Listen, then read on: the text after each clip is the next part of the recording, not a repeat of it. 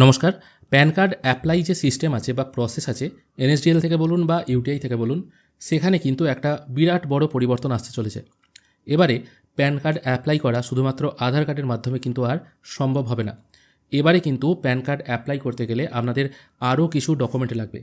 এবার এই সমস্যাটা হচ্ছে কেন সেটা আগে বলে দিই। তার আগেও বলে দিই, মোটামুটি আজকে আপনারা ভিডিও দেখছেন 17 তারিখ, মোটামুটি 20 তারিখ পর্যন্ত আপনারা আধার কার্ডের মাধ্যমে প্যান কার্ড করতে পারবেন। সেটা আধার ওটিপি বা ডকুমেন্ট বেস করুন, যেটাই করুন না কেন 20 তারিখ পর্যন্ত করতে পারবেন। এবার খুব বেশি হলে এই ডেটটাকে হয়তো আপনারা বাড়িয়ে 31শে মার্চ, মানে এই ফিনান্সিয়াল ইয়ার যেটা চলছে আর কি, সেই ডেট পর্যন্ত আপনারা হয়তো প্যান কার্ডের কাজ আধার কার্ডের মাধ্যমে করতে পারবেন। তারপর এপ্রিল থেকে, মানে 1 এপ্রিল থেকে, 1 এপ্রিল 2026 থেকে আর কিন্তু আধারের মাধ্যমে প্যান কার্ড করা যাবে না। তাহলে কি হবে অ্যাকচুয়ালি 20 মার্চ, মানে 20শে মার্চের পর থেকে এনএসডিএল এবং ইউটিআই এর একটা মাইগ্রেশন শুরু হচ্ছে।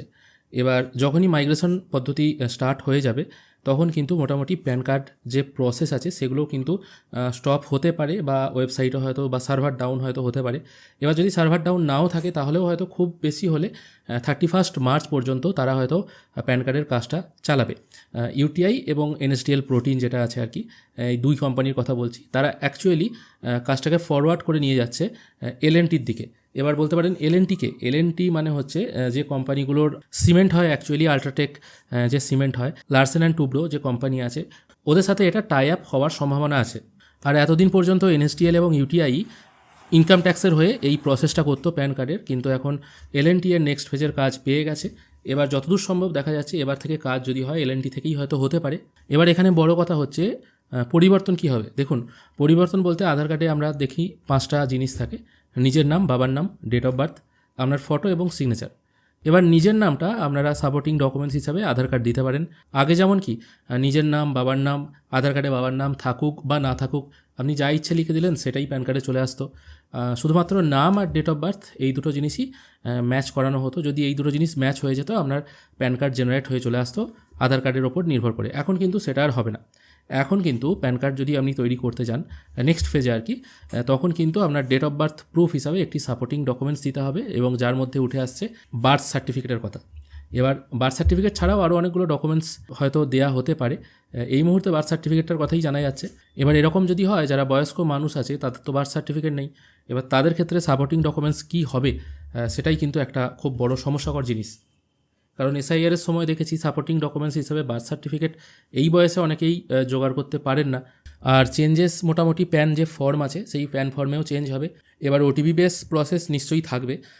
প্যান ফর্মে কি চেঞ্জ হবে, যেগুলো ডকুমেন্ট বেস প্যান হয় সেগুলো তো চেঞ্জ হয়ে যাচ্ছে।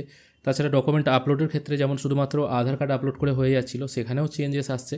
আর বার্থ সার্টিফিকেট, বাবার নাম প্রুফ, এগুলোর জন্য কিন্তু আপনাকে আলাদা করে ডকুমেন্টস আপলোড করতে হবে। এবার সেখানে এজ প্রুফ হিসাবে আপনারা মাধ্যমিকের অ্যাডমিটও ইউজ করতে পারেন, মাধ্যমিকের সার্টিফিকেটও হয়তো ইউজ করতে পারেন। এখনও পর্যন্ত আমার কনফার্ম জানা নেই, তবে এগুলো কিন্তু দেয়া যেতে পারে। আর বাবার নাম প্রুফ হিসাবেও হয়তো ওগুলো দেয়া যেতে পারে। মোটামুটি যারা প্যান কার্ডের কাজ করেন বা প্যান কার্ড করবেন বলে ভাবছেন, বা যাদের দোকান আছে আর কি সাইবার ক্যাফে, সেখানে মোটামুটি একটা ঘোষণা করে দিন। কারণ 20শে মার্চ বা 20 মার্চ 2026 এটাই হচ্ছে এনএসডিএল এবং ইউটিআই থেকে প্যান কার্ড মোটামুটি আধারের মাধ্যমে করা যাবে।